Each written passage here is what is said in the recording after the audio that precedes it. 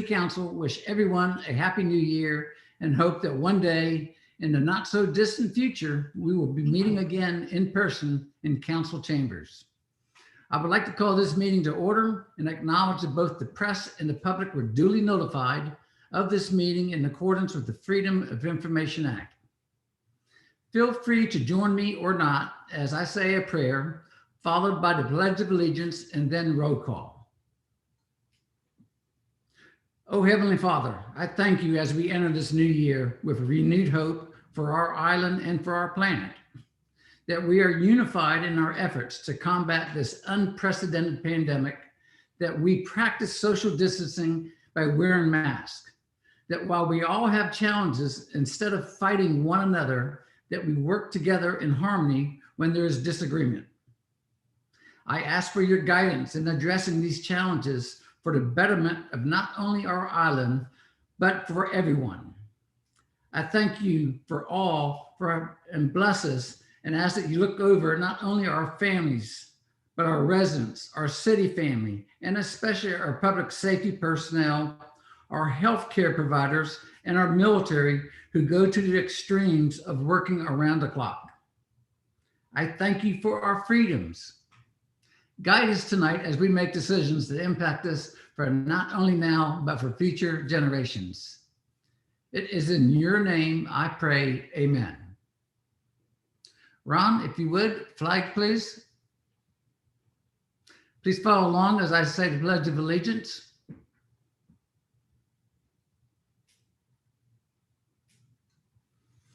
I pledge allegiance to the flag of the United States of America and to the republic for which it stands, one nation, under God, indivisible, with liberty and justice for all. City Clerk Nicole Deneen, roll call, please. Absolutely. Councilmember Streetman. Here. Councilmember Bell. Here. Councilmember Popson. Here. Councilmember Pounds. Here. Councilmember Smith. Here. Councilmember Buchanan. Yep. Councilmember Moy. Here. Councilmember Ward. Here. Mayor Carroll. Here. You have a quorum. Thank you very much. Number 2 on our hit list, election of Mayor Pro Tem. Do I hear a nomination for Mayor Pro Tem? Mr. Moore. I'd like to nominate Susan Smith, or committee member Smith. Do I hear a second? I'll second. We have a council member Ward and then council member Popson. I'd like to nominate Councilmember Popson. Second. And we have a second. Are there any other nominations? Yes, sir. I'd like to nominate Councilman Jimmy Ward. I believe, correct me if I'm wrong, Desiree, but I think a council member can only serve 2 terms in a row. 2 consecutive. 2 consecutive terms. For Mayor Pro Tem, Yes, ma'am. that's not included in our city code. Okay. Council member Ward. I appreciate the nomination, but I respectfully decline. That clarifies my question. Thank you very much. We have 2 nominations on the table. Any more? Hearing none, let's do a roll call vote for each. All right. This is for Councilmember Smith. Councilmember Streetman. Aye. Councilmember Bell. Aye. Councilmember Buchanan. Nay. Councilmember Smith. Aye. Councilmember Pounds. Aye. Councilmember Popson. Nay. Councilmember Moy. Aye. Councilmember Ward. Nay. Mayor Carroll. Nay.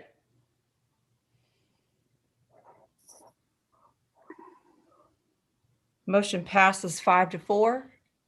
Thank you very much. No need to have another election for a majority vote.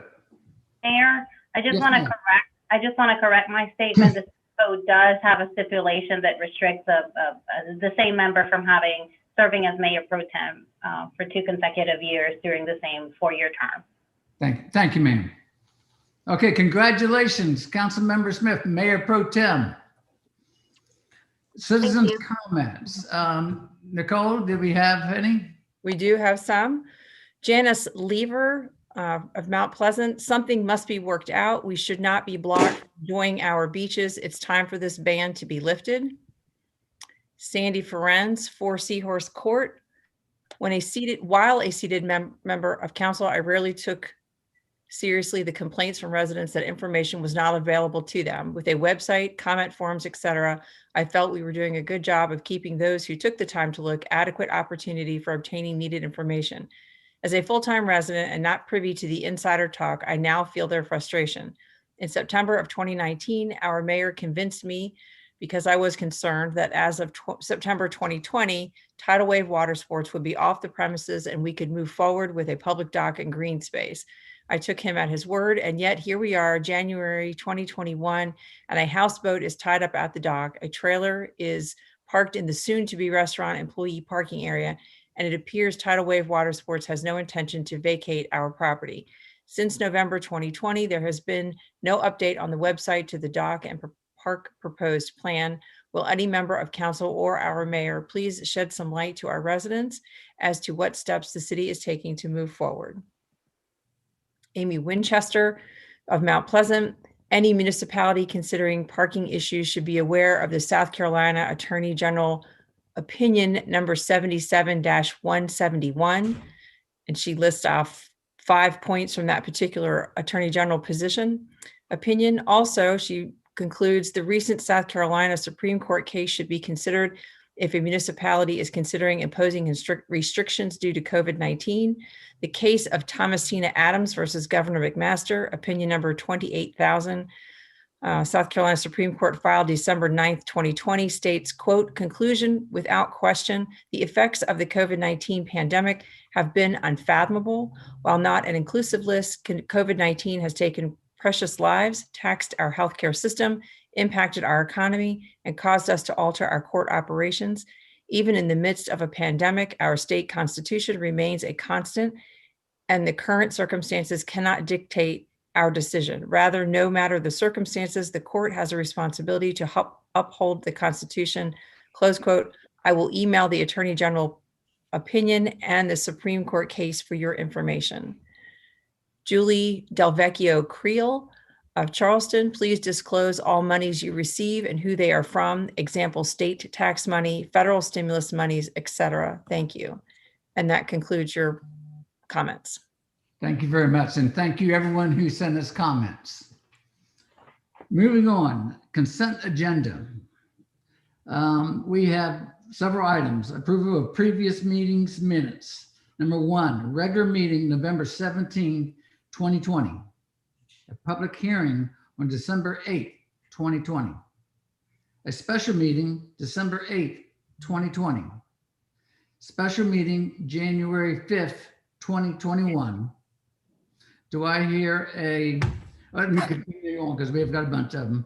That was A for our meetings. B, approval of purchase of 2 Dodge Durango all-wheel drive V6 Pursuit SUVs for the police department in the amount of $30,540 each.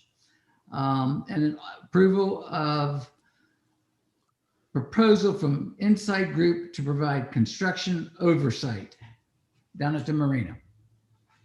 And this is for the services for the Isle of Palms Marina renovation in an amount of $14,740. Do I hear a motion? Mr. Mayor, I move to approve the consent agenda. Second. We got a motion and a second. Any discussion? Hearing none. Nicole? Councilmember Ward, Aye. Councilmember Moy, Aye. Councilmember Buchanan. Aye. Thank you. Councilmember Smith. Aye. Councilmember Pounds, Aye. Councilmember Popson, Aye. Councilmember Streetman, Aye. Councilmember Bell, Aye. Mayor Carroll, Aye. all in favor? Thank you very much. Moving on, reports from standing committees. First up at that is Ways and Means. Thank you, Mayor. I'll do a quick budget update before we jump into the minutes. Ron, if you wouldn't mind putting up the one-page financial report, please.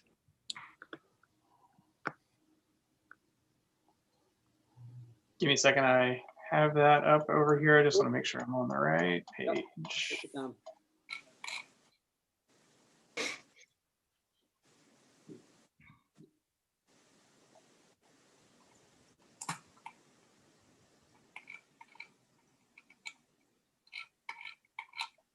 Actually, maybe I do not have that. Was that in the packet? No, Debbie sent it this afternoon. Or yesterday, actually, I think.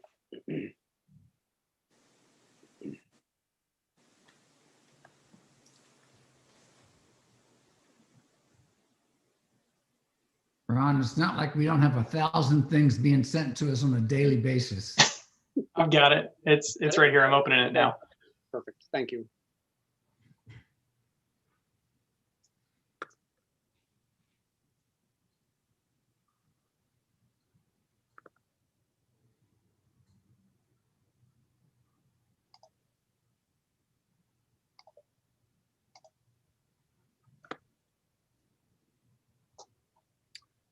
Perfect. Thank you, Ron. So this is our results through December 31st. So we're halfway through our fiscal year. You can see on the top left, overall revenues are 6.2 million, rough numbers. That compares to last year at this time of about 6.7. So about $500,000 difference. And just a quick reminder for people on the screen and our residents, about 370,000 of that is the elimination of the Charleston County accommodation tax pass-through that we're not receiving this year. So all in all, a really pretty good year so far with revenues, not knowing where we were gonna wind up given COVID and rentals and accommodations and hospitality and everything else. So really good first 6 months. On the right-hand side, you can see expenditures there. Total expenses about 9.5 million compared to last year of just under 6 million. Most of that has to do with the public safety building, as well as about $600,000 refurbishing the fire department's 95-foot ladder truck. So far this year, we've spent about 2.8 million, give or take, on the public safety building, and that project is near completion and will come in about 600,000 under budget. So that's the good number. Ron, if you wouldn't mind scrolling down just a little bit. So general fund expenditures on the left-hand side, you can see 3.78 million for the first 6 months. Really very welcome, surprising good numbers from where we thought we started the budget year and where we thought we may wind up from a revenue standpoint. So we're, our forecast is showing a little bit ahead of budget from a revenue standpoint, but again, it's pretty conservative based on what we've seen for the first 6 months. On the right-hand side, you see general fund expenditures, about 5.1 million roughly. They're a little bit below budget at this point, but higher than fiscal year 20. We've got overtime costs are up about 8% or up 8% ahead of budget, and most of that's due to coverage for COVID-related absences. In January, the city received a federal CARES Act grant of about $71,000 to help offset costs related to COVID-19. So again, that was good news for us.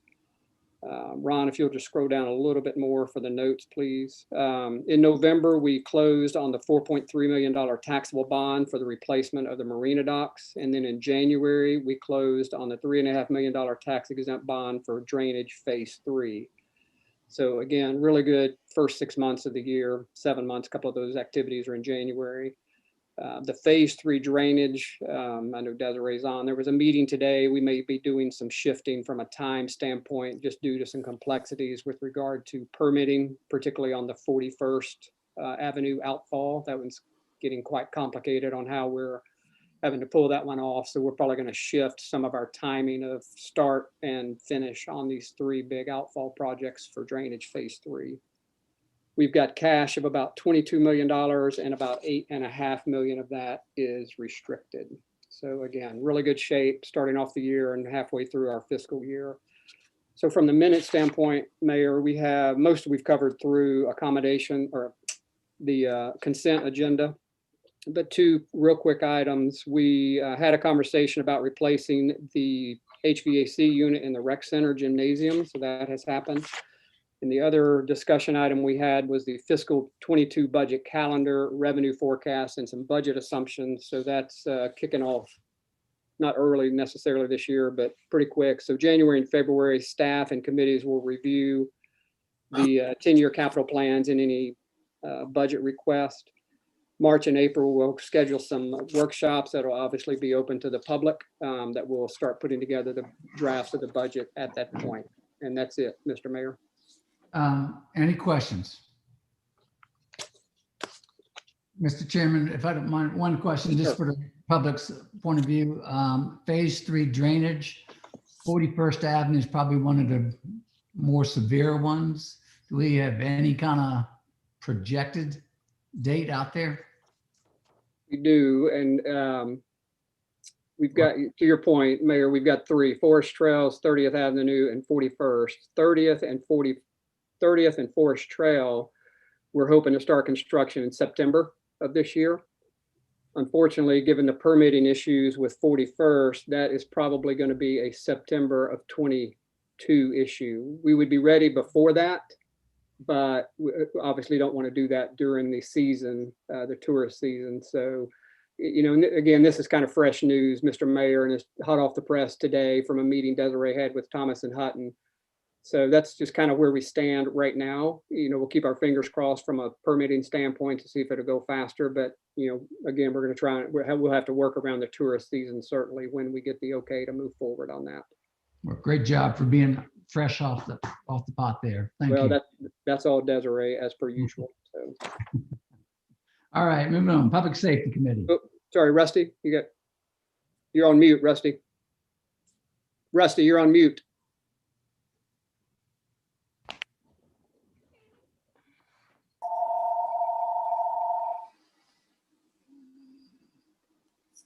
I'm sorry. Sorry, there you go. Yeah, just a quick question here, and I know you didn't cover this, Councilmember Pounds, but it seems that I remember that we had some expenses that we covered in the Ways and Means Committee, and not a lot of detail about it, but it was overages on our legal fee budget. Yep. And I know we didn't get any detail on it for this meeting right here, but I would like to ask the question just to put on public record. What about the overage on legal fees?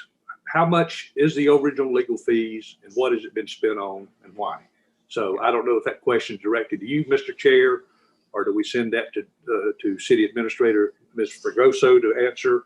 But I would like to know a little bit more of that. Yeah, thank you, Rusty. Desiree, are you on? Yeah, I'm here. My video is coming on and off, so I apologize for that. I can take a stab at it, but Desiree, you want to answer that?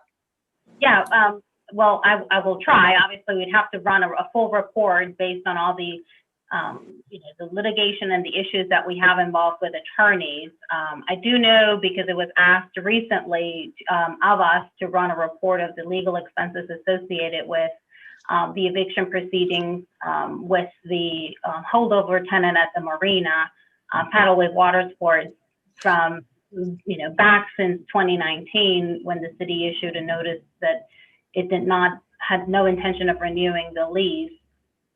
The expenses associated with that issue have exceeded the $26,000 mark year to date since 2019. I can run a report and distribute that to all of council about all of the other related legal expenses and how much over we have associated with the marina, because what we're running over right now, over budget, is our legal expenses associated with the marina fund, which currently we budget around $10,000, and we far exceeded that, absolutely. And that's since September, Desiree? So the figure that I provided was expenses all the way back since 2019. Okay. And do we have other pending expenses that we know of? Absolutely. As long as we have litigation, our legal expenses will continue. Okay. Just want to get some clarification on that. Thank you. Yeah. I will run a full report just so that you all have clarity of expenses so far, not only with this case, but other cases or other issues. Part of the reason too that the line item for legal expenses at the Marina Fund exceed our budget number is associated with the development of the lease document for the Marina restaurant. You all recall that council voted to engage a real estate attorney for that work. So that was also that's also contemplated in that line item. Okay. Yeah, and Rusty, thank you. That's one of the few places we're over, from a budget standpoint. From an expense side, certainly has been our legal expenses this year for sure. So That's Randy, exactly why I asked the question, Mr. Chair, because otherwise we've been in pretty good shape overall. So thank you for allowing me to ask that. absolutely. Yeah. Randy, Yeah, Councilmember- just to follow up to Desiree's provisioning, I'd like to see the detail related to current FOIA expense and anticipated FOIA expense as well, because we've consumed a tremendous amount of city time and resource on FOIA. Councilmember Ward.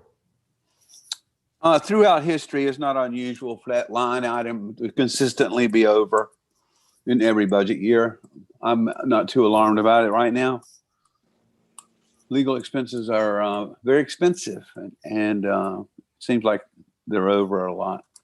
yeah, and I think this year may be a record setter, unfortunately, Jimmy, but we'll see where we wind up for the year. Sorry, Mr. Mayor. Any other questions for the chair? Hearing none, great report. Thank you very much, sir. Moving on, public safety. Excuse me, I had to get off of mute. Public Safety Committee meeting was held on Thursday, January 7th.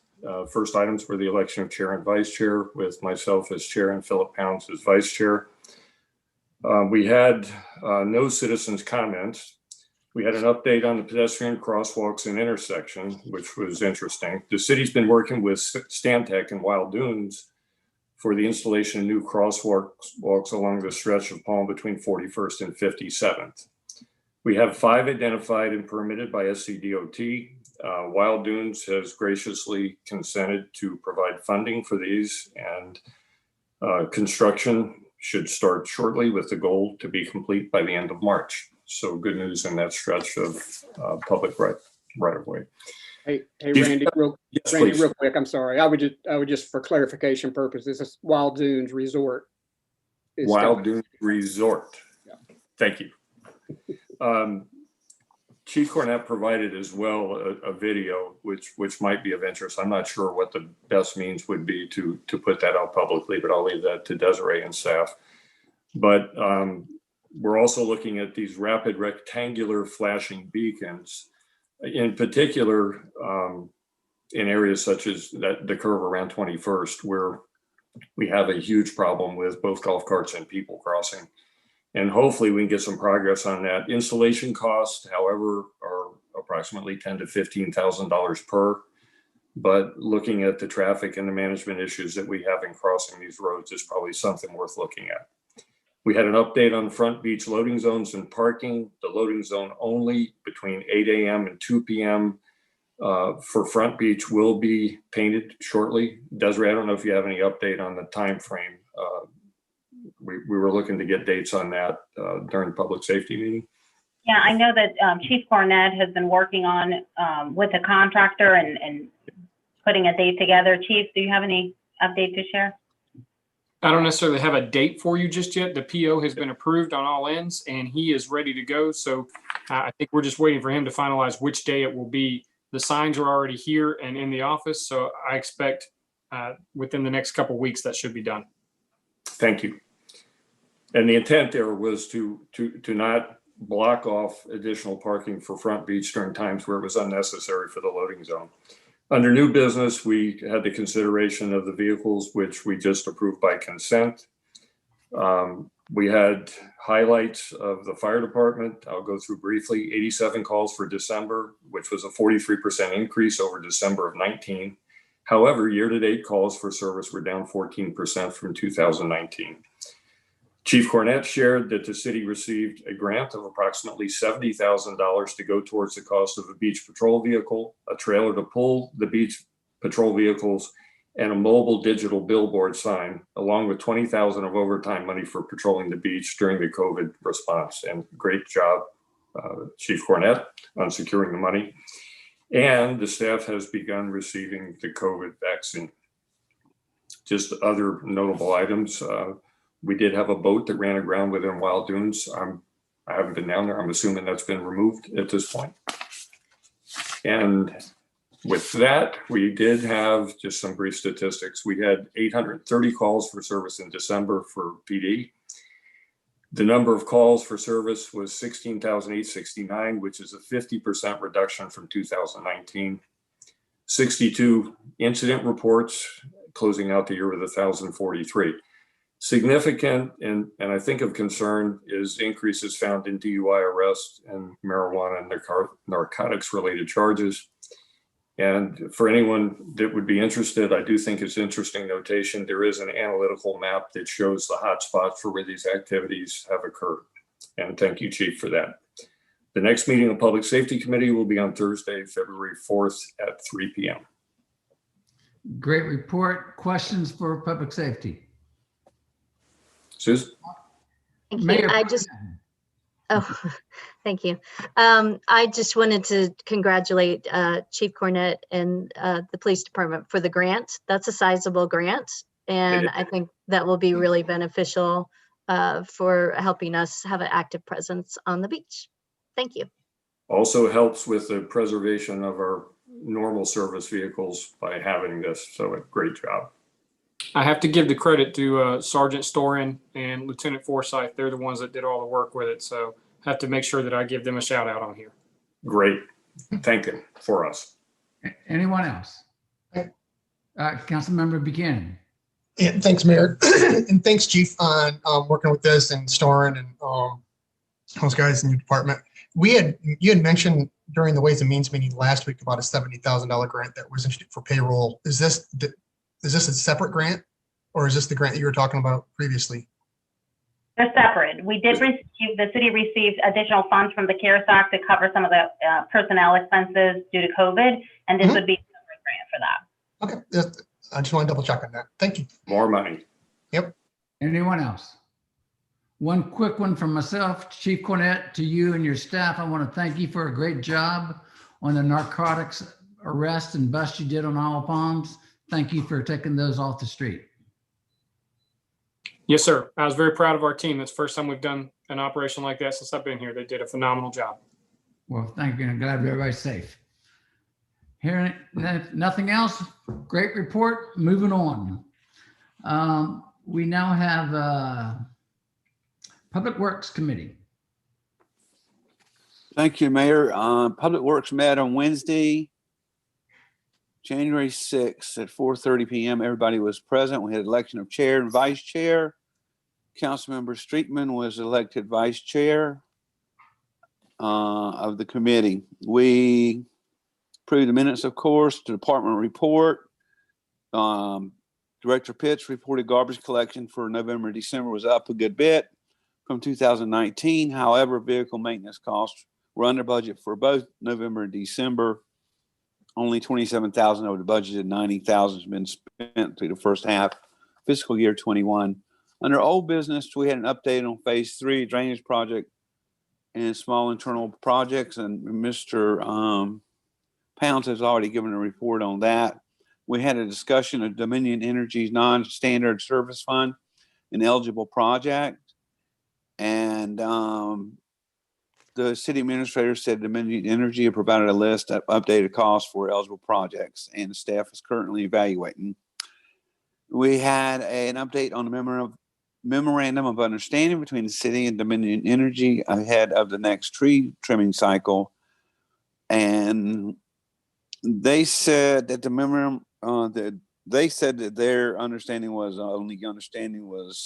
not only deals with the communication to the community, but also a process when the community can be educated ahead of time.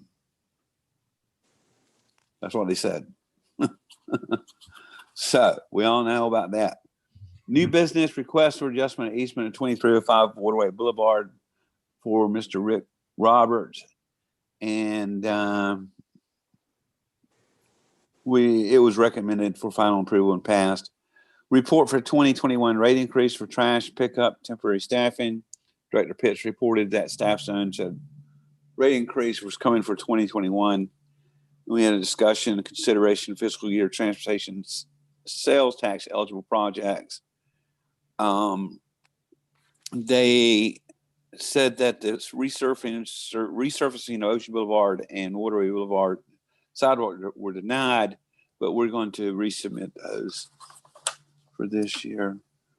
Then we had a brief preliminary discussion regarding the creation of Environmental Advisory Committee. I'd like to invite Councilmember Smith to give us a brief update on that. I don't think there's any reason to go into it in detail until we get back to the strategic planning report from College of Charleston. Oh, Councilmember Smith. Thank you, Mr. Chairman. This is something that we've talked about for, I think it's come up a couple times the past few years as a way to both increase opportunities for civic engagement with our citizens and also put extra focus on the environment. We have historically been a leader in this area, but I think there's a lot of room for us to grow. And we've talked in the past about it being more of a focus of the Public Works Committee. However, Public Works is very busy keeping up with drainage and sewer expansion and underground power lines. So this would just be a great way to expand our focus again on the environment. It could, obviously we live in a place where our natural resources are especially important, and we have a great duty to protect those. So I would just encourage us to try to do it and get it off the ground, since we have been talking about this off and on for so long. By the summertime, I think would be great if we can make some headway on this during our strategic planning process. That would be wonderful. I'm very interested in seeing where it comes in priorities of strategic planning study by College of Charleston. Thank you for that report. Miscellaneous business. Mr. Chair. Yes. Yeah, Mr. Chair, just one quick comment. I think we all agreed also in regards to the possible creation of an environmental advisory committee that with the interest we've had with committees on this island with our citizens, we have no shortage of talent on this island. There's a lot of people who are more than willing to weigh in on all these subjects, and I think it really is something we should give serious consideration to down the road.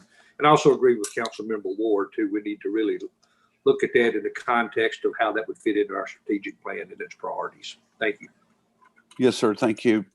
Miscellaneous business, Councilmember Ward. Yes.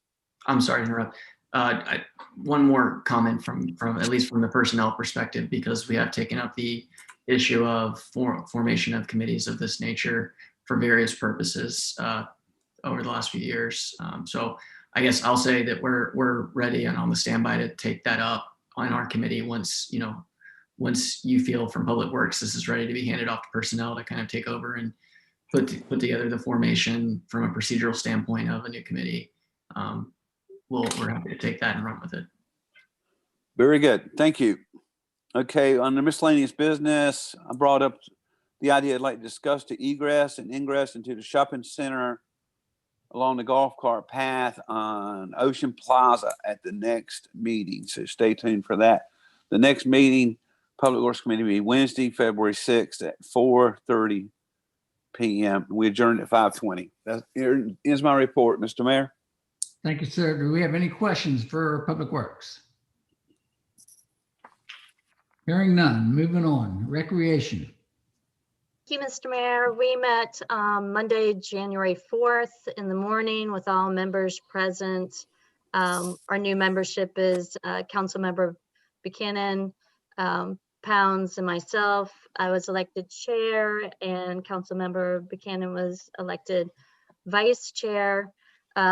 We heard from our recreation director, Norma Jean Page, gave us her report. We discussed adjustments that have been made as a result of COVID for different recreation activities, including those over the holidays. 200 cars visited Santa Lane in December, which you may remember was the pivot that was done in terms of we had a fuller holiday festival plan that instead became Santa Lane, where cars were able to drive through, see Santa and some other holiday characters, and receive a goodie bag. So really great participation for that, and especially since it was kind of on done towards closer to the event. So hats off to the rec center for that. We had a lot of families participate in the cookie workshop, which was spread over 2 days to help with social distancing, and families and friends were placed together to help with that, people who were in their same bubble. Doggy Day is being scaled back to, I think, just the very basics of registrations, and I believe, correct me if I'm wrong, Desiree or Norma Jean, I believe we're going to do rabies vaccinations. Is that correct? If either of I'm coming, sorry. And no, actually, we have canceled Doggy Day. We were unable to find a veterinarian that would do vaccinations. And then in corresponding with the police department, we realized that dog licenses were not required anymore. They were recommended. And since they aren't required anymore, we didn't see as much of a necessity to have the event. So that has been canceled. All right, thanks for that update, and feel free to jump in if there's any other further updates from when we met earlier this month.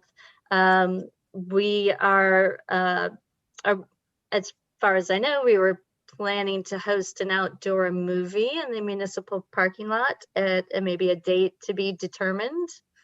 Is that correct? That's going to take the place of the Front Beach Fest that we typically have in March.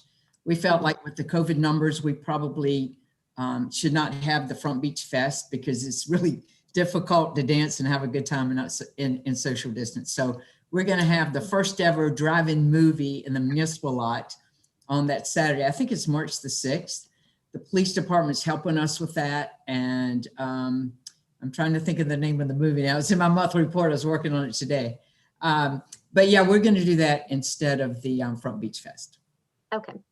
And we're brainstorming right now as far as Easter festivities, but the yard sale is going to be held on April 17th with a reduced number of tables. And we discussed other ways the staff has been working to ensure cleanliness and disinfecting the building during classes and activities, and special precautions that are being taken during activities like basketball practices and games. If you would like to learn more about activities, please go to the rec department has a presence on Facebook where you can find out more, or you can always grab a copy of their activities guide at the rec center. We also discussed surfing instruction, which is on our agenda for a second reading of ordinance changes to allow for that. We talked about the possibility of adding in some requirements of certifications for instructors, but ultimately talked about how that could get tricky and actually increase the city's liability exposure. So we'll be presenting that as it was presented for first reading earlier. And otherwise, the next meeting of the Recreation Committee will be Monday, February 1st at 8 a.m. Here ends my report. Great report. Do we have any questions for Recreation? Hearing none. Great reports. Moving on.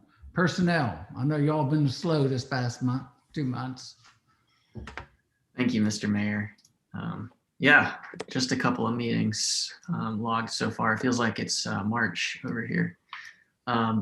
The Personnel Committee first met on Tuesday, January the 5th at 9 a.m. All members with the new committee, Councilmember Bell, Buchanan, and myself were present. Obviously, election of chair.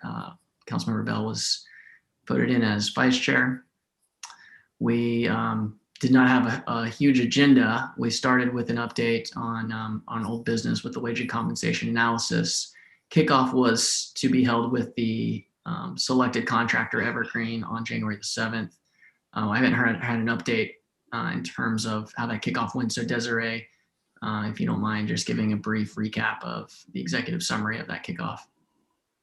Absolutely. Thank you, Councilmember Moy. Ron and I participated in an initial kickoff meeting with the Evergreen team, and after that, we've since also had another meeting with the department heads and the team from Evergreen who's going to be working with us. We developed a list of our goals and, coordination with the goals that have been stated previously by the Personnel Committee and by Council when this initiative was approved.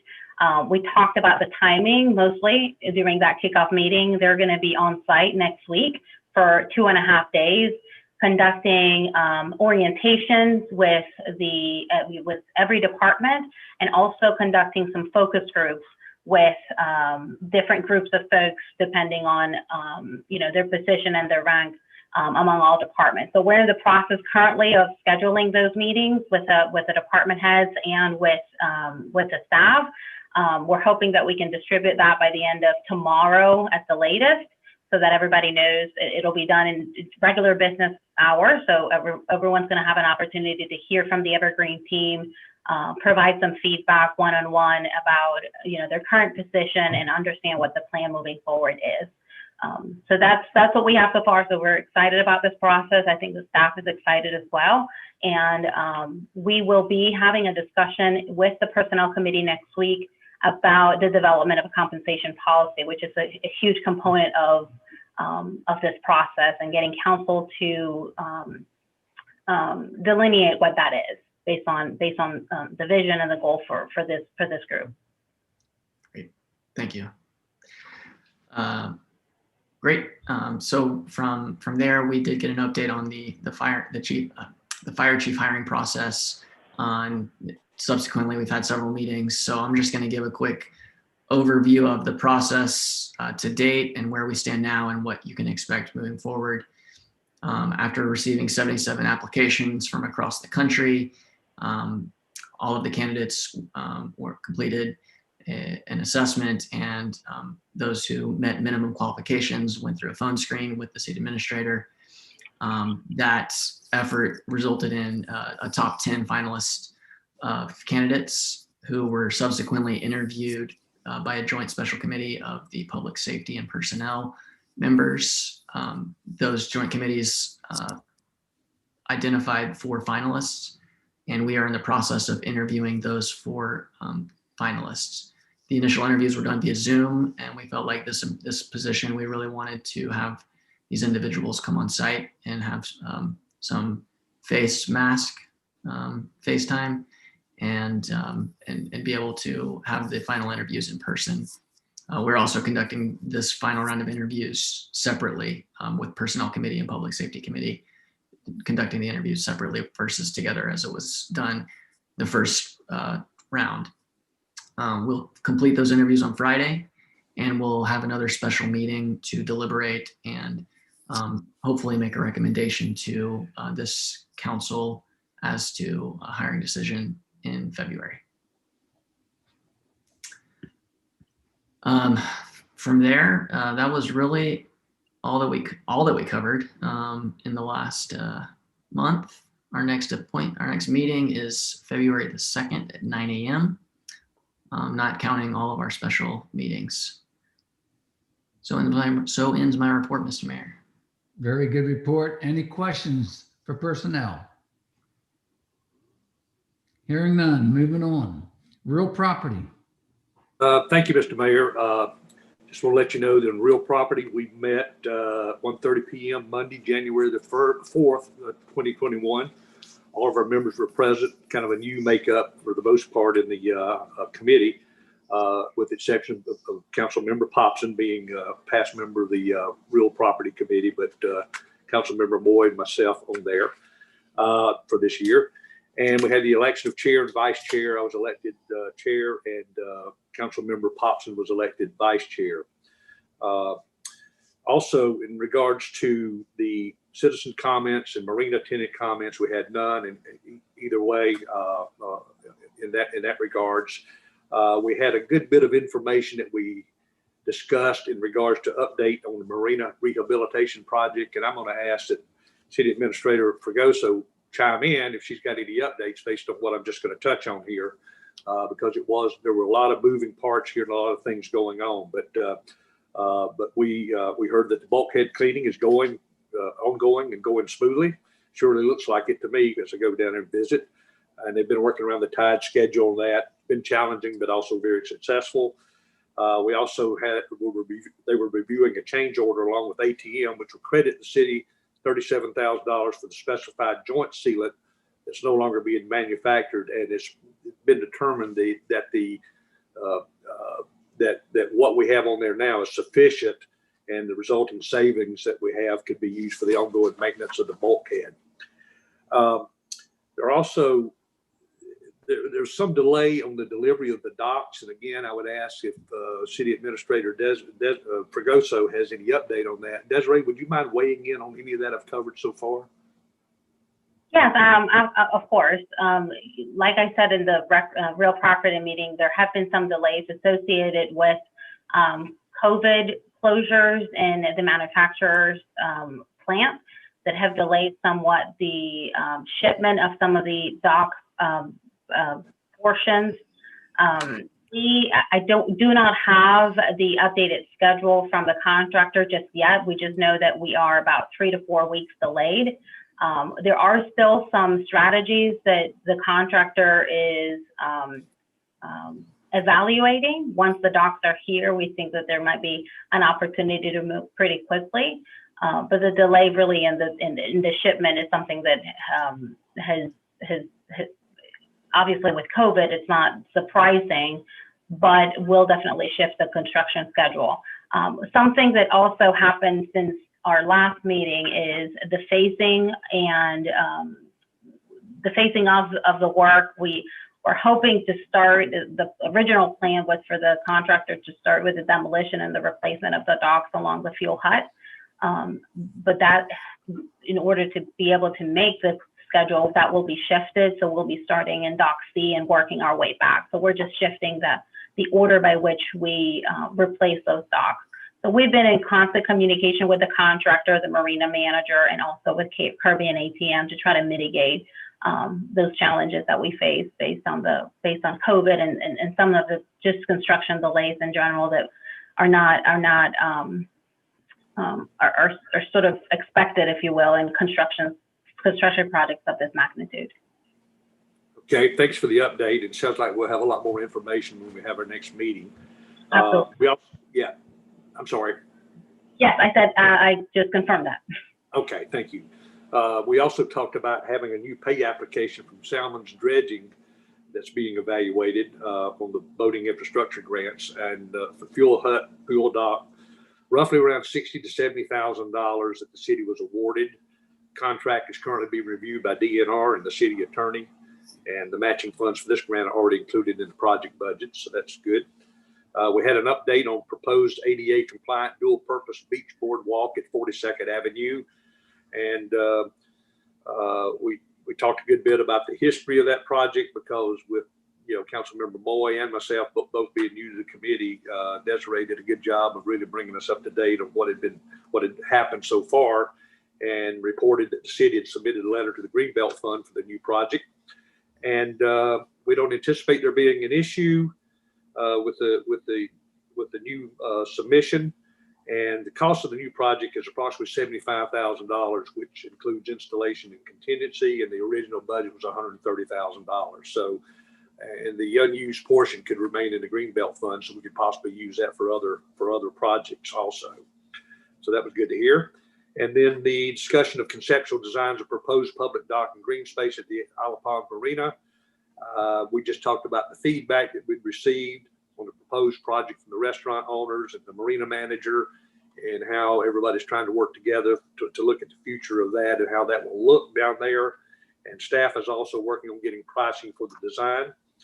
And staff is also going to be meeting with Ms. Messier to review the comments, the additional comments that were coming in, and what changes might be proposed based on those comments that are coming in from the citizens. So we expect to hopefully have a revised plan and public comments that will be presented to the committee next month. So we really want to thank Ms. Messier for her pro bono work that she's done so far, and for all of her design work that she's put into this.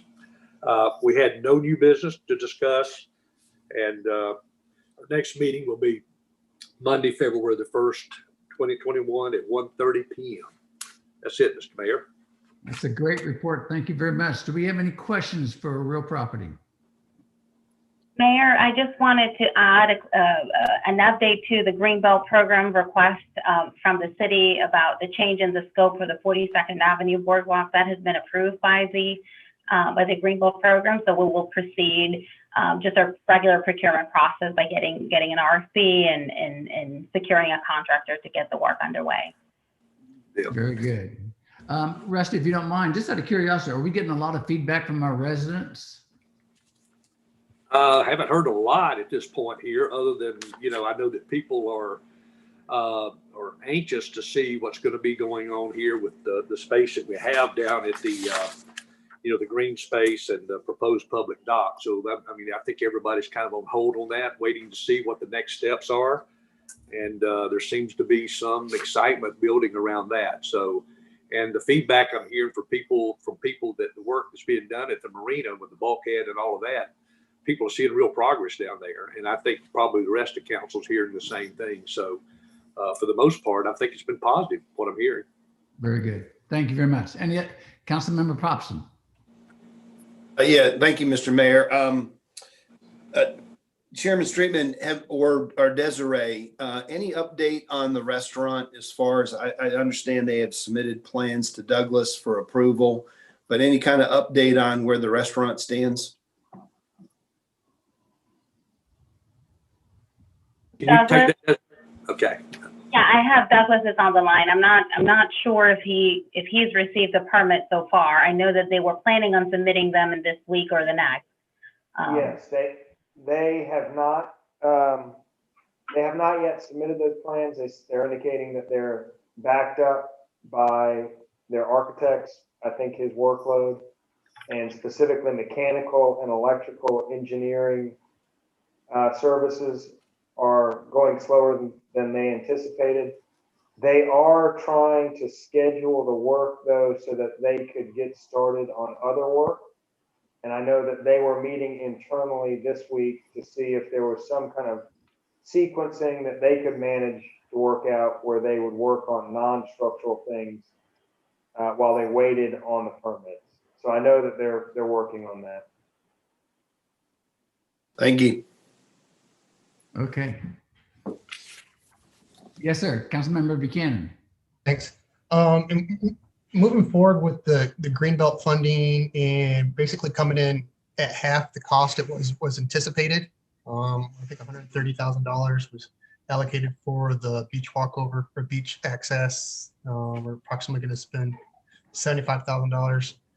When I was on real property, we really looked at evaluating a lot of the beach access paths up and down the island. I know, Desiree, you've worked with Donnie and Douglas and to look at the different beach access paths that are either flooded or underwater consistently and try to evaluate how we can utilize those funds towards additional walkways, elevated walkways to the beach access path so that people can get down there without having to trudge through knee-deep water. So if we can just keep that on the radar as it was before. Okay. Mr. Chair, that ends your report? That ends my report, Mr. Mayor. Thank you. Great report. Thank you very much.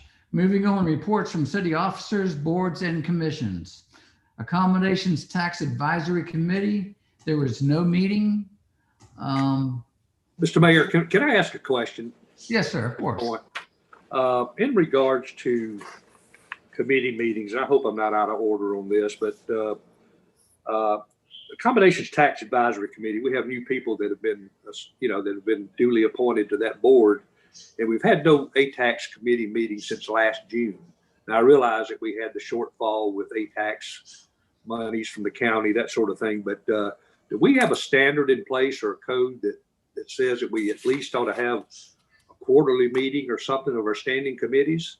I mean, right now, we don't even have the minutes published for last June's ATAX committee because it's still in draft form, hasn't been approved. Just asking the question. Good question. And just, if I'm not mistaken, I think Mr. Moy and Desiree met with the CVB. John, is it correct? That's correct. And I mean, you want to give us an update on your meeting? Well, I know we have a CVB item on the agenda. I'm happy to give an update now. Okay. But I don't know that was in terms of the Councilmember Streetman's question about the ATAX committee. I know that I actually did speak to Desiree about the ATAX committee meeting, particularly in light of having new members. And Desiree, you'll have to forgive me. I don't remember the outcome of our discussion, so I don't mean to deflect, Mayor. But no, deflection is good. Desiree, would you care to help? To the question about, is there any requirement for meetings? There is not for boards and commissions. Typically, we have a meeting during the budget season for them to approve and recommend a budget to the board. To the council. And whenever we receive applications, we set up a meeting with the ATAX board. We don't receive applications often. We do know that we have new members, so the plan is to schedule a meeting for the next month to get that underway and just, get them on board. I know that they're very interested in their work about the ATAX, the 30% funds that are provided to the CVB and how to best utilize the tourism promotion funds moving forward. So I hope that answers your question. We'll be scheduling a meeting with them shortly. With everything that we've had this month with personnel, we just didn't have the ability to schedule another one with them. We've had 23 meetings this month, y'all. It's kind of almost one a day. That answers the question, Desiree. I appreciate it. Thank you. You're welcome. Thank you, Rusty. Okay, Board of Zoning Appeals, minutes are attached. The Planning Commission, the minutes are attached. Reports from special or joint committees, none. Petitions received, referred, or disposed of, none. Bills already in possession. Consideration of ordinance 2020-16, an ordinance to allow for commercial surfing instruction on the beach. Do I hear a motion? Motion to approve. Second.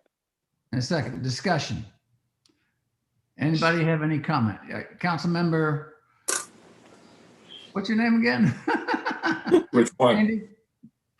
Yeah, I'm 100% in favor of surfing instruction on the beach, but I've got to say, I just struggle with the city position that a complete hands-off is the right approach. If you look at what Folly Beach does, they have insurance policy in place. It's a required $1 million. They have the city is also named, and they have some certifications. I think we're at a particularly unique time of people trying to determine how to earn a living. So there is a possibility of an influx of unskilled people coming and teaching, which is concerning to me. I think all the discussion, this is now my 4th year on council. Every year we have this discussion, and we don't want to flood the beach with commercial enterprise. But I don't think we can abdicate a responsibility to do it without some guidance in place. So when I look at what, Folly Beach has been doing this for a long time, and it doesn't appear that they have a problem with liability or other issues. I look at the fact that every marina tenant names the city as an also insured, right? So if we're worried about liability, there's no reason why a business license can't be directed as also insured. And of course, I would defer to legal counsel on that. But I got to tell you personally, with no stipulations whatsoever as to who can take children out into the water and teach them, I'm just not there. Council member Randy, we'll come back to you. Yeah. Councilmember Warden. I totally agree with Randy. I have read the Folly Beach ordinance, and I can't support this ordinance unless we mirror what they've done. They've already done all the homework for us, and I think it would be irresponsible to hire people. We don't know anything about them. We don't have the certifications, no insurance requirements, and so I just can't support it unless we mirror Folly Beach's ordinance. Thank you. Councilmember Popson, did you have your hand up, but that was just your finger up? I didn't, but I'll add something, Mr. Mayor. Okay, Councilmember Smith. Oh, okay, thank you. Well, I'll just point out that and correct me if I'm wrong, Desiree or Ron, but Folly Beach has a franchise agreement, has franchise agreements with all these surfing instructors. So that is why they are taking on liability. They are also earning income and or revenue through their franchise agreement. We discussed that and decided that this was a better way for the city of Isle of Palms to go for a variety of reasons. I mean, there is no perfect way to do this, is what we've learned, and that's why this has lingered out there for so long. But we are not hiring these instructors as Folly Beach, for all intents and purposes. If they're not hiring them, they are partnering with them in a very formal way with an agreement that lines everything out of what their expectations are. As far as the safety aspect, I mean, we did return back to that in committee, and the advice from our staff, which I believe they've run through legal, is that the city would be taking on some of that liability without any of the benefits of a franchise agreement if we started to add in requirements, and we would have to do more policing to make sure that people were keeping up with those requirements. But and maybe Ron or Douglas can speak more to that. Sure. I want to, Ron, if you don't mind, I just want to remind folks that Assistant Councilmember Smith, Councilmember Smith mentioned this is something that's been talked about and discussed at length at the Recreation Committee, and even before that at Public Safety. You all may recall that the city issued a request for proposals for franchise agreements, because the city code does allow the council to have, or the city to have, commercial activity on the beach, as long as these are supported by a city-sponsored event status or through a franchise agreement. So that's the way that we went about doing it initially. We ultimately issued three requests for proposals because of the lack of response or diversity, I guess, on the respondents. And after review of the proposals, there was no recommendation coming out of either committee to move forward with any of the proposals that were received at that point. After that, being limited, we looked at the possibility of offering surfing instruction as part of the rec program. We ran into a number of challenges by, trying to do that. And if we want to get into that level of detail, I'll let Norma Jean speak to the challenges of having that surfing instruction be provided through the rec. So this third option was another alternative that was developed at staff. If the franchise agreement didn't really take any hold with council or with the committee for moving forward in that direction, and doing it as part of the rec program was also not feasible, then this was just another alternative that was presented and discussed with the committee. Councilmember Streetman and then Councilmember Moy. Okay, thank you, Mr. Mayor. Well, I totally agree with Councilmember Ward and Councilmember Bell on this and what I've heard so far. And I too did my homework based on just, looking at what other municipalities are doing, in particular Folly Beach, and it seems like they have a good template in place. But I guess where I'm at is franchise agreement or no franchise agreement or whatever else. I think that we do have an obligation as a city to make sure that we're going to allow somebody to provide a service like that. And I'm all for surfing instruction, believe me. We had to take our grandson over to Folly Beach years and years ago, and that was no fun. But I think we owe it to our citizens, our residents, to have a plan in place or have a process in place that insists that anybody that provides that kind of instruction are at least certified to be able to do that. They have some CPR capabilities, lifeguard capabilities, that they know what they're doing, basically. And how we work that out, I think that's incumbent upon us to figure that out as to how that's done. But I think that's our number one responsibility as a council to make sure that we not only want to see the surfing instruction, but we want to see it done right. We want to see that whoever's conducting that training is someone that parents can feel confident that they've been certified before they turn their children over to them for a couple of hours. Thank you. Thank you, sir. Councilmember Moy. Thank you, Mr. Mayor. Okay, I'm going to start with no one has yet stated the very obvious and very intentional design of this ordinance, which is an automatic sunset. We're calling this a pilot. We're doing this because for years before me, this council has failed to get surfing instruction on the beach. And our families, our parents, our kids have spent hours upon hours driving to Folly Beach because we don't permit instruction on the beach. And I'm no longer on the recreation committee, but I served on that committee for 3 years. And with every proposal that we brought, there was always something that the council found fault with.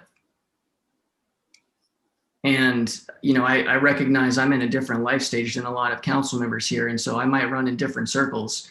The number one request I've gotten in my years of service are, why don't we have surfing instruction on the beach? And if we fail to pass this, that's the failure that we would be giving to our citizens. It's not necessarily, we're not putting ourselves in a position to say we're certifying who is qualified to provide surfing instruction. We're letting the free market decide that. I think most council members here are parents. If I'm sending my kids to surfing instruction with somebody, I'm doing a lot of research. I'm not, even if the city has certified them, I'm not trusting any municipality more than my own research of, is this somebody I want to trust my kids with? And I think that is going to be the case for the parents. So I think from a city's perspective, we have to put the trust in the citizens and the parents to say, I can make a sound, wise decision and judgment for my children and my family based on the research that I've done.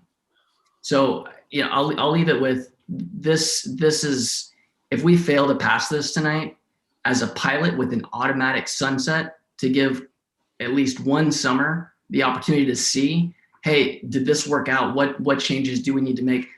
How can we potentially engage some of those instructors into franchise agreements? If we fail to do this, that to me will be a huge failure of this governmental body. Councilmember Bell, before you have your second chance, let's talk to our city attorney and get his opinion on water safety instruction, CPR, liability. I mean, I think we all want surfing out here, but Can we do that outside of the executive session, Jimmy? It would be better to do it in executive session. okay.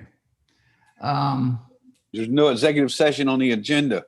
So Jimmy, before, and I don't disagree with that, I think proper legal advice, but just if I may, on my second comment, we require contractors to have contractor licenses. We require businesses that operate within purview of some professional standards to have appropriate certifications for those standards. So that's not abnormal.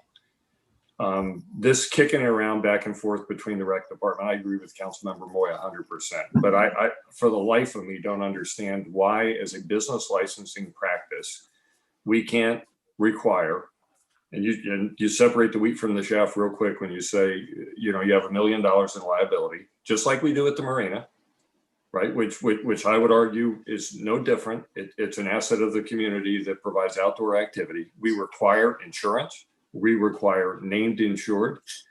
I don't think we need a franchise agreement. I think you put minimum standards out there for the beach and you let the free market decide who can meet those standards. We overthink this. I agree with Councilmember Boy 100%. It will be a failure of this body to not do it. But for God's sake, let's take it out of the rec department. You know, I grew up surfing. I got to tell you, and by the way, having lived in places that have no clue what an ocean is, I don't want to rely on the parents from Nebraska to come here and understand the requirements and the dangers of surfing and bringing their kids here for vacation and just hoping that they found an instructor that's qualified to teach them how to stay out of rip currents and the other issues that they face in the ocean. I'm not willing to go there, not with anybody's life. And I think we can do this, and I think we can do it appropriately with some legal advice and finally get this off the docket and move forward with it. But it's not hard. That's all I've got. Douglas Carr. Thank you, Mayor. So I would just say that it is abnormal for our office to check any kind of credential on any business. The state requires contractors to be licensed. That's a state, there's a whole set of state rules on that. But when you get into all of the business licenses, and we issue almost, we issue tens of thousands annually, we are not checking their safety. This was a point on vacation rentals. The thought at the time when that was being regulated was, wouldn't it make sense to ensure that those are safe, do some kind of base check to ensure that they're safe? And at that time, it was decided that for liability reasons, staffing resource reasons, for a myriad of reasons, that wasn't the thing that the city wanted to do. But it's the same thing with, any boat guided tour, charter fishermen, babysitters, anything. We do not put kind of a good housekeeping stamp of approval as being safe. And I think if we started to do that, the minute something happens, it's going to be, the questions are going to be asked, you're involved with their safety. Are you not? Shouldn't they have been safe? How were they not safe? So we start getting into that gray area, but we do not, and I don't think my staff is equipped to start analyzing who's safe or looking into insurance documents. We have two clerks that are reviewing, as I said, probably on the magnitude of 10,000 applications, and we are not in a position that we should be checking certifications, keeping up with those certifications, ensuring that people are staying up with their insurance. And we are also pivoting to a state mandated system of business license renewals, whereby the city is not going to even see the renewal. Once they're in our system, it's going to be handled by the municipal association starting next year. So I do not think that the business license mechanism is the mechanism that you use to start checking the safety of any business. Yeah, council members, thank you, Douglas. Council member Smith. Thank you. Just to follow up on a couple of points. One would be that I believe, unlike Folly, where they are encouraging instructors, and I'm not sure to the degree that they are limiting instruction, but by comparison, Isle of Palms has crafted this ordinance for a limited amount of presence on the beach. So where Folly may be encouraging it to a greater degree, we have said that you can only be on the beach for a certain number of hours at a time with a small number of kids. It makes it less attractive, I think, to the surfing instructors. I don't think we're going to have a flock of surfing instructors coming to Isle of Palms for that reason, and also because we have to admit that we are not the best surfing in town. Folly Beach is. So I don't think we're going to have a preponderance of surfing instructors coming here as a result of this ordinance. That was part of our struggle, was that we really weren't getting many applicants. So if we start to tack on a lot more requirements, I don't know if we will have much interest of people actually pursuing it. I would like to, I think maybe it is a good idea for us to get some advice from our legal counsel, if there's a way to add that to our executive session agenda for tonight with, We do have executive session on the agenda, and council can request legal advice at any point during the meeting. do we have to have a vote on that? Mr. Mayor, Councilmember Buchanan. thanks.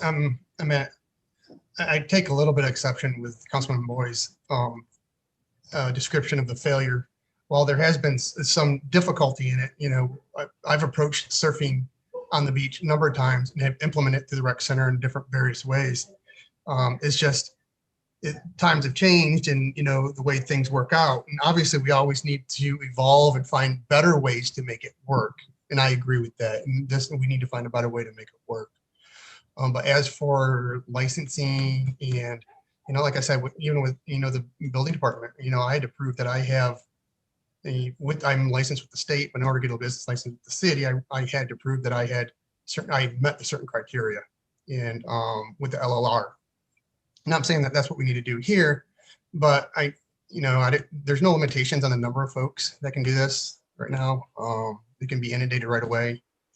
But like I said, we have fresh new eyes, fresh new members in the rec committee right now. I imagine if it was the same members moving forward on this, you could probably, you know, be a different take on it. But because we have a couple new members of this committee, we need legal advice. People are not really necessarily trained in surfing out there right now. I mean, they are, but they're in wetsuits. But if we could postpone this till next month and get it and vote on it next month and get the legal advice that we need and work on it, I would not have a problem with that and move forward with it, and, you know, either make a decision or, you know, or not next month. And after we get some, you know, follow the protocols of executive session. If I may just give my 2 cents worth, I think we have a majority of people who all want surfing lessons on Isle of Palms. But I think at a minimum standard, water safety instructor and CPR would be adamant, you know, and I would like to have this summer. But maybe the smart thing to do is let's get the legal advice and bring it back to council next month, and it can still happen by summertime by getting our answers correct. Mayor? Yes, ma'am. Just to clarify the instruction that we're being given, if it seems to me that there's consensus, at least, you know, from those that have spoken out about the need for some safety regulations or some check behind to ensure that whoever's offering these services is certified in some capacity. The way to do that would not be through amending the ordinance through the business license code. This would have to be revisited as a franchise agreement, which was not approved and embraced when the city went out for RFP 3 times. So I think we need some direction, because we've tried the RFP route for franchise agreement, and that didn't really yield any results. I don't know what anything different could happen or we could do to change the same results we've received 2 or 3 years ago when we went through the RFP process. So I think that I just want to make sure that everybody has clear expectations, because we did go through the RFP route for franchise agreement, and no recommendation was made for going that route because of, you know, a number of other concerns. After that, then we tried it, you know, by providing it through a rec program, and that really didn't work either. So, you know, we can get more creative and still think outside of the box and see what we can do, but the options are limited, and they all have pros and cons. And it's just about, I guess, city council deciding and choosing the best alternative, measuring the risk of each one. Enough. Councilmember Smith and then Councilmember Buchanan. Based on the feedback that we're getting, it sounds like the main question to answer is whether we can follow through with this ordinance change, but add in requirements around, if not, I don't believe there's any official surfing instructor certification, but around some kind of water safety instruction. So I guess that would be the area that I'm hearing that we want looked into is just adding this into the ordinance as it stands and getting legal counsel on what the ramifications of that would be. I agree. I think legal counsel needs to be brought in before we make a decision. And we do have executive session tonight. Yeah, Councilmember Ward. I don't think we're ready to vote on this. I think Councilmember Buchanan is exactly right. Okay. If we can, I'll just make a motion that we just move it to next month's meeting, and in between then, because executive session is not indicated for surfing tonight, that we get that we have some legal advice prior to that, and prior to our committee have executive session at committee level. And I would encourage everybody on that committee to formulate any questions or concerns that they may have, or anybody on council formulate any questions or concerns that they may have moving forward, and get them to Desiree or the chair. And we can resolve that and then come out with a solution in February's council meetings and move forward with surfing on the beach. Okay, we have a motion. We have a second. Mr. Mayor, before we do that, just so that you understand, I just want to make sure it's clear. While it's not, and I think Councilmember McKenna is correct, it's not on this surfing is not on the agenda for the executive session. However, you're permitted to have an executive session for a reason permitted under FOIA. At any time, you need to get legal advice. You just have to have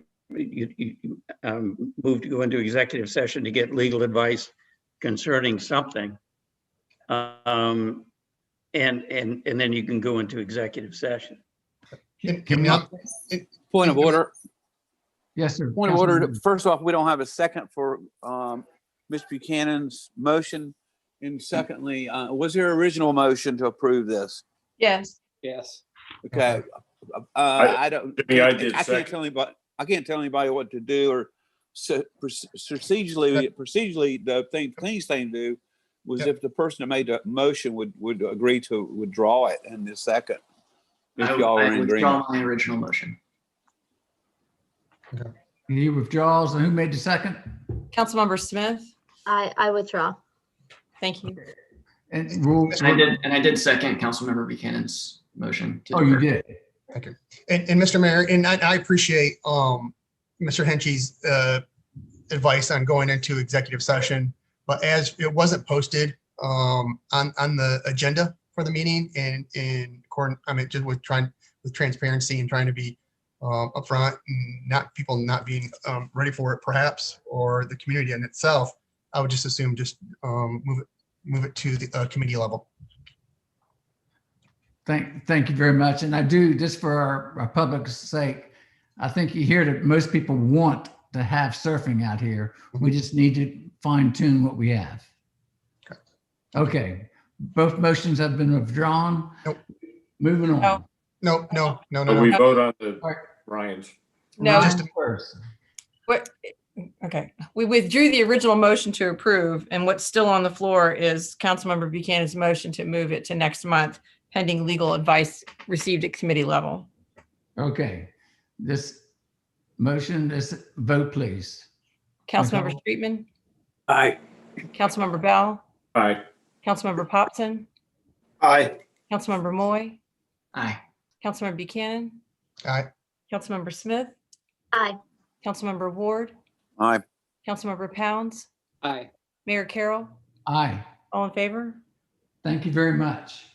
I'm sorry, Mayor. Nicole, can you confirm that Councilmember Buchanan's motion was seconded? Yes, by Councilmember Moy. Moy. Okay, thank you. Okay, moving on.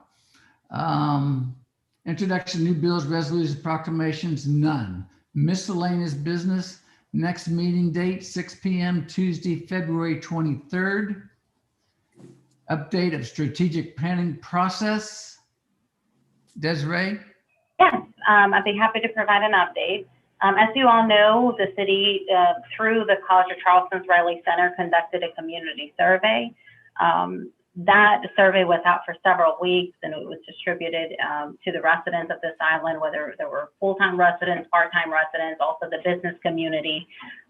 We had 660 completed surveys, which is a 53% response rate, which is really, really good. It's unheard of, actually. So we're very excited and thankful to our community being so engaged and interested in this process.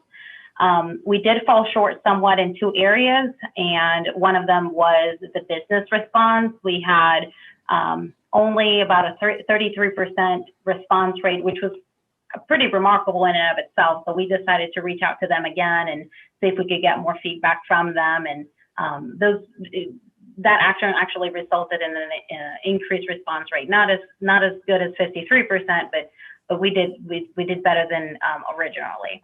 So in terms of next steps, the Riley Center is moving forward with preparing a summary report for the review of all the responses. Staff should be receiving that by next week.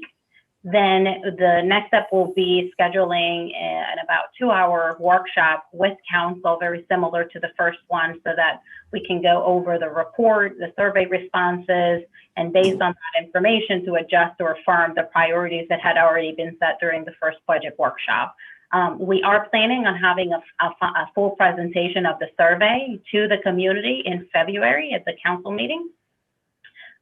We will also be scheduling a follow-up meeting with the leadership team from staff so that we can start working on the goals and strategies for the goals that have been identified by council and affirmed by the community. So we will be looking at March 24th to 25th to have a half-day council retreat to then go through the priorities, go through the strategies that are presented by the staff, and discuss the implementation. Thank you very much. Any questions for Desiree? Hearing none, moving on. Hey, Mayor. Sorry. I'm sorry. That's all right. No, I was late. Sorry. Hey, Desiree, I know we're thinking about having budget workshops in March and April. We may just want to think about how to coordinate that. It'd be great to have the strategic planning one before we kicked off or got too deep into the budget side, but maybe we can coordinate around that. Sure. That sounds like a great idea. Yeah. Sorry, Mayor. Thank you. Not a problem. I just didn't see your hand go up. Update on consideration of changes to the 30% state accommodations tax revenue required for tourism promotion and advertisement currently managed by the CVB. Desiree, would you like to give us an update there? Well, I think that Councilmember Moy, our new CVB representative, is ready to provide an update on that. Okay, and that's what I was kind of alluding to earlier when I think y'all had a meeting today, so I was just jumping the gun. You were ahead of us, Mayor. Desiree, I'm never ahead of you, so Councilmember Moy. Thank you, Mr. Mayor. Yeah, so today we had really an introductory meeting with the couple of the leaders from the CVB and discussed the level of engagement that the city was receiving from them and what expectations we should have as a municipality, giving over $500,000 a year, contributing that level, and to some extent, frankly, expressed our dissatisfaction with the level of engagement that we have been receiving. Learning a little bit about how some private entities, the way that the CVB works with private entities is frankly, superior to the way that they work with us in terms of goal setting, strategy formation, and providing specific metrics to hitting those goals or not. They were also really unable to tell us how we are treated differently than other beaches that contribute significantly less than we do, other municipalities in the area. And so, we expressed that, they acknowledged and recognized that, and are going back and going to put forth a proposed kind of scope of work that is got a bit more rigor behind it in terms of the way that they work with us. my recommendation coming out of that meeting is that we continue directing staff to consider and explore alternatives to ways that we can direct those funds. I think it behooves us. It's in our best interest. Again, I'll speak bluntly. The attitude was not entirely encouraging in terms of the way that I would have hoped the CBB would come and say, you know what, here's what we'd like to do, and you know, frankly, we should have been doing better and we will do better. I did not receive that kind of attitude. So I do think I want to keep an open mind, and I think that the CBB does a great job, and I don't ever think that we would stop working with the CBB because they do, frankly, excellent work and they are the experts in what they do. But I think it would be in our best interest to have more control over those funds and how they're used to promote our interests specific to Isle of Palms. And Desiree, please correct me or keep me honest, keep me. Any questions for Mr. Moy? Councilmember Moy. I do, Mayor. Yes, sir. Councilmember Yeah, Powers. John and Desiree, thank you guys for doing that. I think this is a great first step in seeing what our alternatives are, and see, I mean, that is a lot of money and it needs to be a little bit more under our control. So thank you guys for taking that first step. Very much appreciated. Anyone else? I'm sorry, can I have? You're allowed. Go ahead. One thing that the city administrator and I acknowledged is, you know, it's very important that we work closely with Wild Dunes and the Wild Dunes Resort in terms of, you know, they work very closely with the CVB, and so we don't want to. That's important, and obviously Wild Dunes is a huge driver of those ATAX funds as well. So that's not lost on us, and I do think it's an important part of the discussion. Councilmember Moy and Desiree, would you think it'd be instrumental, since we have new members on council, to have them do a presentation for all of council at next month's meeting? You know, I think, and I don't mean to cut you off, City Administrator Fregoso. Mayor, I think that's a great idea, particularly because we had this discussion today, and I would expect that would give them a really good hard deadline to prepare, you know, the scope of work that we discussed today. So I think that's a great idea, pending their availability. I agree. We've had them before the city council in the past. I think it's a great exercise. We have new members, and I think that we need to have more of a robust conversation about, you know, are their goals aligned with your goals as city council and your vision for what tourism promotion looks like for this community, not necessarily, you know, Isle of Palms as a beach community from the Charleston region, but really, you know, are they providing the services and the vision and the drive that you're expecting? And I think that presentation should shed some light, allow you all to provide, and you know, then provide you information, and also give you an opportunity to ask questions and start crafting what that vision would be, and whether or not they're the right partner to push that vision forward. Thank you. Did I say Councilmember Buchanan? Thank you. And I appreciate, you know, Councilmember Moy and Desiree getting down there and meeting with them. This is not the first time this has been brought up for this council. And I think the same thing happens frequently. And CVB shows up, does a presentation, gives us their show, tells us how much they're going to do for us. And then we kind of get the same response that report that Councilman Moore gave us, is they have no way of proving what they've done and what they are doing. Or not need to put words in your mouth, John, but it's about what it was. It's so I think we need to, with them, we need to set thresholds. We need to set goals. We need to see what their plans are and make sure that they are going to meet those goals that we expect from them. And like I said, it is not a small amount of money that is moving that area, and we should be able to direct some of those funds that best benefit the island and this, you know, this community. Okay. Any other comments? Councilmember Streetman. Yeah, just real quick. I saw today, I think on our islepalms.net email that CVB has a webinar planned for next month that we could tune in on. The problem is, I think it's on February the 9th, which is the second day that we have the beach advocate meeting. So that conflicts with a bunch of us, but maybe there's some way we can monitor that. And I know that's not specifically about Isle of Palms, but it seems to be that they're, based on what I saw, that they're planning on sharing some vision of what they have in plan for this year. So just wanted to throw that out there. Okay, thank you very much. Anyone else?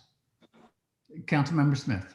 To Councilmember Streetman's comment, usually with a webinar, you can go back, it's recorded and see it later. And otherwise, I'm glad to see this conversation happening, and it may not necessarily be a matter of changing partners, but changing the shape of our partnership. And I'm interested to know more about Folly Beach's relationship and how they work with the CVB, and whether we can go more towards a model like that. Thank you. Anyone else? John, that was a great update. Thank you very much. Let's move on. Mr. Mayor. Yeah, Councilmember Ward, I'm sorry. I'm looking. I'd like to make a motion, Mr. Mayor. Like to make a motion. Yes, sir. Like to, this time suspend the rules of order in order to get a brief report from the latest Carter meeting.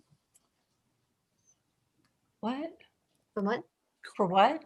The latest Carter meeting. Oh, Carter. That's the Charleston Area Regional Transit Authority. I will second your motion.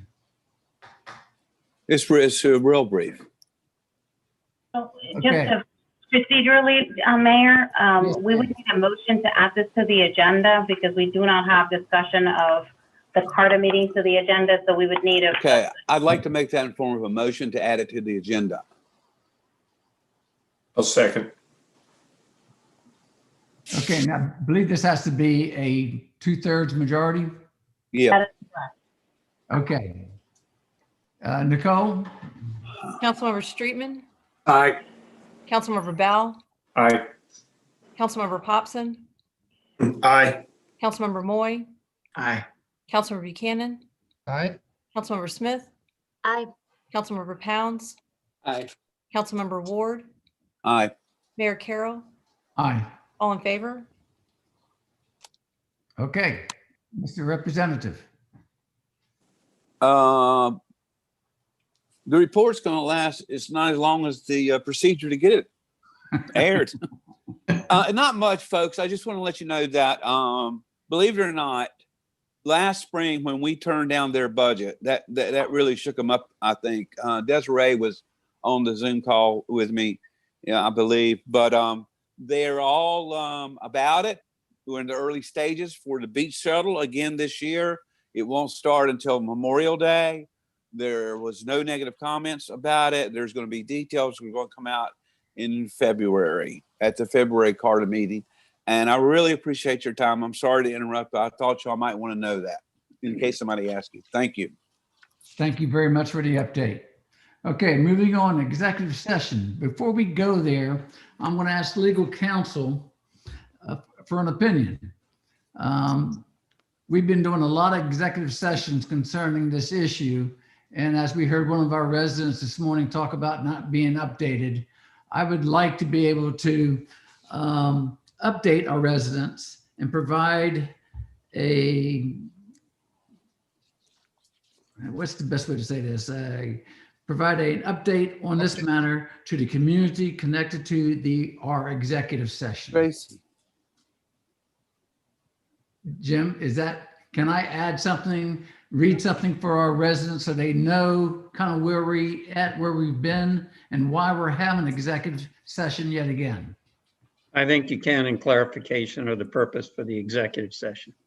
Thank you very much for that legal opinion.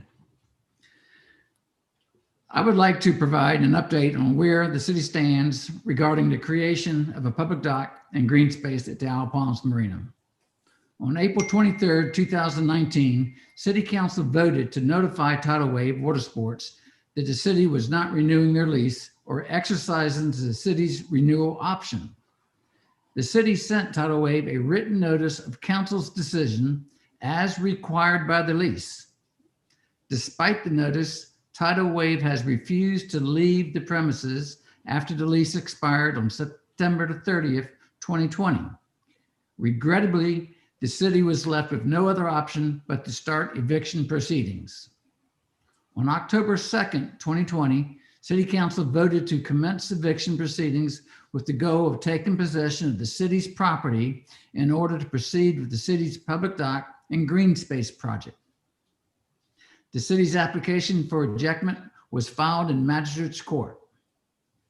On November 23rd, 2020, the magistrate's judge held a preliminary hearing where he requested an additional brief from each party before deciding on whether the eviction case should remain under the magistrate's court's jurisdiction or grant Tidal Wave's request that the case be moved to Charleston County Circuit Court.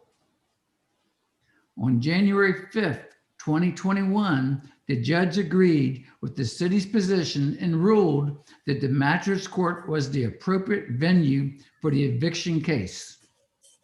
The city is awaiting for the judge to rule on several pretrial motions submitted to the court, including the city's motion for summary judgment. Tidal Wave is actively opposing the eviction proceeding and has brought numerous claims against the city and its council members, which we believe are baseless and will ultimately be dismissed. By order of the Chief Justice of South Carolina Supreme Court, all jury trials are suspended until further notice due to the COVID-19 pandemic. Since Tidal Wave requested a jury trial, the case before the magistrate will not be conducted until the ban is lifted. The city is not able to move forward with the proposed plans for a public dock and green space until the case is adjudicated by the court. The city is of the opinion the defenses and claims advanced by Tidal Wave are without merit and will be determined in the city's favor. The city is confident that this matter will be resolved promptly so that we may proceed with the plans to have a public dock and green space for the community at the marina. End of my comments for our public to realize where we are. Now, going forward with our executive session. Executive session pursuant to section 30-470A2 to receive legal update regarding the eviction proceedings against Tidal Wave Water Sports. Upon returning to open session, council may take action on matters discussed in executive session, but no decisions will be made during executive session. Do I hear a motion? So moved. Second. Any discussion? Hearing none. Nicole? Councilmember Streetman, Aye. Councilmember Bell, Aye.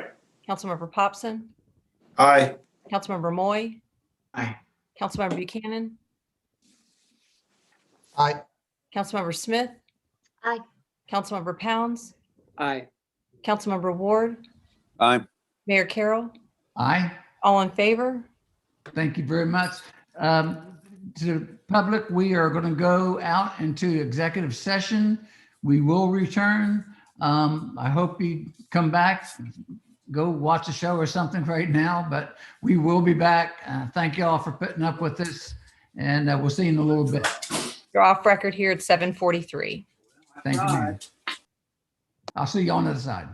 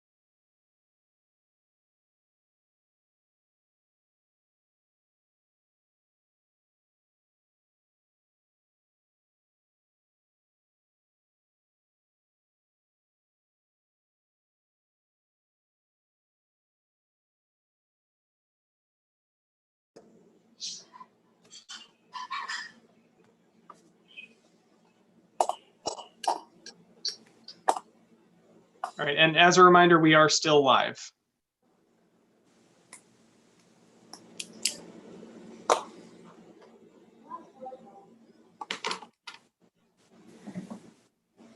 Muted, no.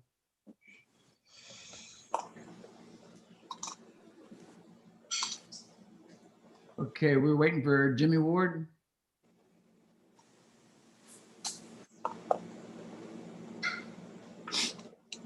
Got a quorum.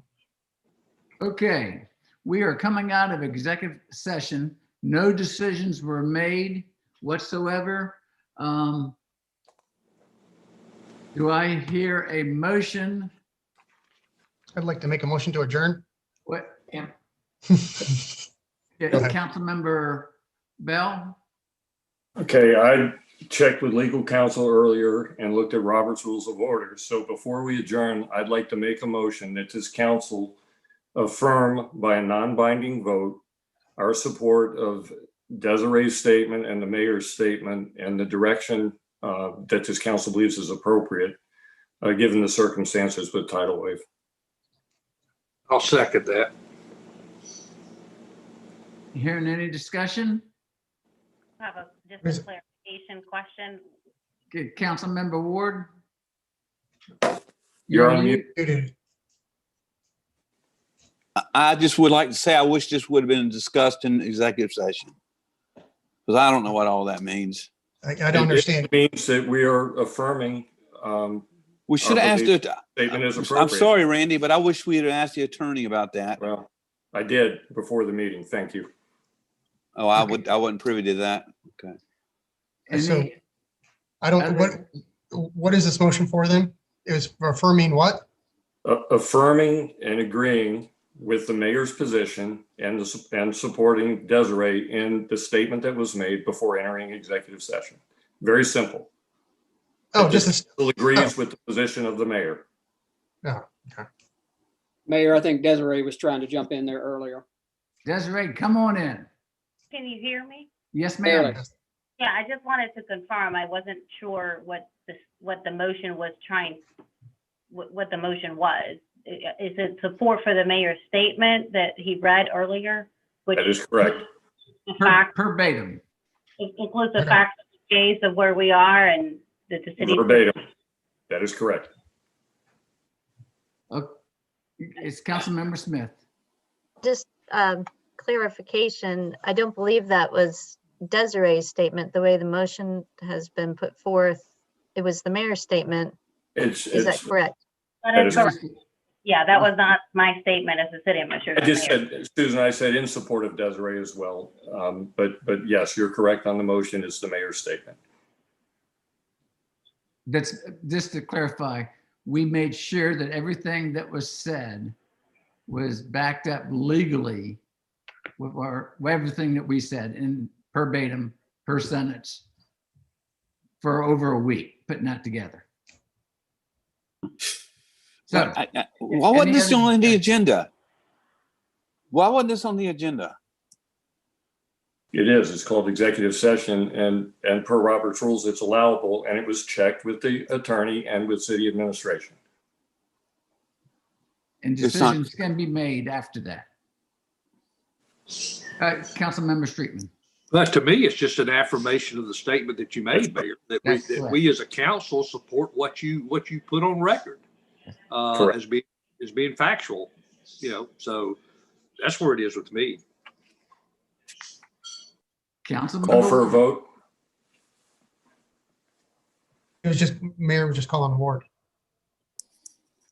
I'm sorry. I just wish I like everything to be clear and clean and no surprises and everything saying we're consideration or discussion of emotion or some sort of action is going to be taken or not.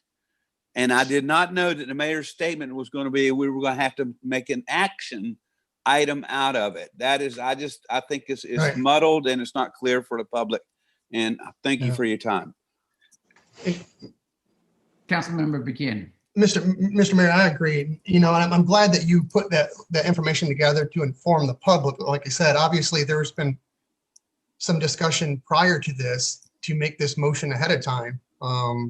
And obviously, if there was discussion with the attorney prior to this minute and this meeting, and perhaps with other council members, I mean, one of the biggest complaints we get about, this council is the lack of transparency, and this is just this is. I'm being completely transparent. This is allowable under Robert's Rules of Order. All I'm asking for is an affirmation that this council agrees or disagrees with the mayor's position. It's very simple. I agree with that. I'm just saying I don't like the way it was done. I agree with Ryan. Councilmember Okay, Smith. thank you. That's it. That's all I got to say.